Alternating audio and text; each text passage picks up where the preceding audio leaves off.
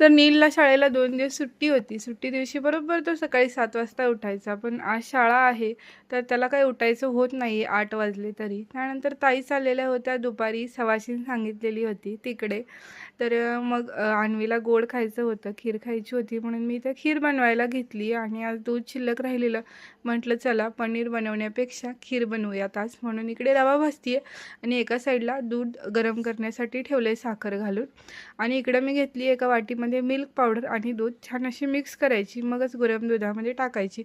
जर आपण डायरेक्ट टाकायला गेली तर गुठळ्या होतात गरम दुधामध्ये, म्हणून थंड असतानाच मस्त असं मिक्स करायची, मगच दुधामध्ये टाकायची. त्यानंतर आपला रवा छान तुपामध्ये भाजून घेतला आहे. हवं असेल तर तुम्ही ड्रायफ्रूट्स देखील टाकू शकता, पण आमच्या अन्वी मॅडमला आवडत नाही म्हणून मी काय टाकलेले नाही आहेत. तर छान असं दुधामध्ये टाकलं आहे. हवं तर केशर देखील टाकू शकता. मी फक्त साधी सिंपल वेलची पूड टाकून खीर बनवली आणि सगळ्यात आधी अन्वी मॅडमला चारायला घेतलं आणि मगच आम्ही जेवण केलं. त्यानंतर इव्हिनिंगला घेतली मस्त अशी नवरा बायकोनी ब्लॅक कॉफी, दोघांसाठी मी आज बनवलेली होती. त्यानंतर अन्वीला दिले, तिला कफ आहे म्हणून दूध पाजलं नाही, डायरेक्ट चिरमुरे खायला दिले. तर नाकात जाता जाता आज वाचला आहे चिरमुरा, बघा कशी खाती आहे.